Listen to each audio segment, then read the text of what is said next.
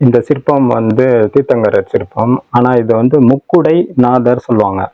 1, 2, 3 இது வந்து 3 குடைகள் கொண்டது. நம்ம இந்து மதத்துல பார்த்தோம்னா, சைவ மதத்திலயும் சரி, வைணவ மதத்திலயும் சரி, குடை வந்து உபயோகப்படுத்தியிருப்பாங்க சாமிக்கு.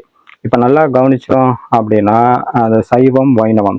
சைவ சமய பிரிவை சார்ந்தவர்கள் வந்து சிவனுக்கு வந்து கொடை பிடிச்சிட்டு வரக்கூடிய வருவாங்க. ஊர்வலம் போகும்போதும் கொடை பிடிப்பாங்க.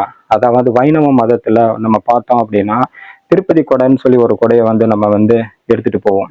அந்த கொடைய வந்து உற்சவ மூர்த்தியாவே அவங்க அத கும்பிடுவாங்க. பொதுவாவே வந்து திருவிழா, ஊர்வலங்கள் அப்படின்னும் போது, கர்ப்ப கிரகத்துல இருக்கக்கூடிய உற்சவ மூர்த்திய தான் வெளியில கொண்டு வருவாங்க. ஆனா, திருப்பதியில வந்து அந்த குடையவே உற்சவ மூர்த்தியா வெளியில கொண்டு வந்து, அந்த திருப்பதி கொடையவே எல்லாம் கும்பிடுறாங்க அப்படின்னா, இந்த பழக்கம் எதுல இருந்து வந்தது அப்படின்னா, சமண மதத்துல இருந்து வந்தது. 3 குடை இருக்கும். ஆக்சுவலா ஒரு குடை இருந்தது அப்படின்னா, இப்போ ஊர்ல கிராமத்துலாம் போனாங்கன்னா, பெரியவங்களுக்கு வந்து கொடை பிடிச்சிட்டு போவாங்க. நாட்டாமையங்க கொடை பிடிச்சிட்டு போவாங்க. பெரிய பெரிய ஆட்களுக்கெல்லாம் கொடை பிடிப்பாங்க. இன்னொருத்தர் வந்து அவருக்கு வந்து கொடை பிடிப்பாங்க. அப்ப என்னன்னா, இவர் ஊர்ல பெரியவருன்றது இந்த உலகத்துக்கு காட்டுறதுக்காக கொடை பிடிப்பாங்க. இதே வந்து ஒரு கொடை இருந்தா ஊர்ல வந்து பெரியவரு, உயர்ந்தவரு அது மாதிரி சொல்றதுக்கு. ஆனா அப்போ எல்லாரை விட உயர்ந்தவர்கள், பிறவி பெருங்கடலை கடந்தவர்கள் அப்படின்னா தீர்த்தங்கரர்கள். அப்போ அவங்களுக்கு வந்து 3 கொடை வைக்கிறாங்க.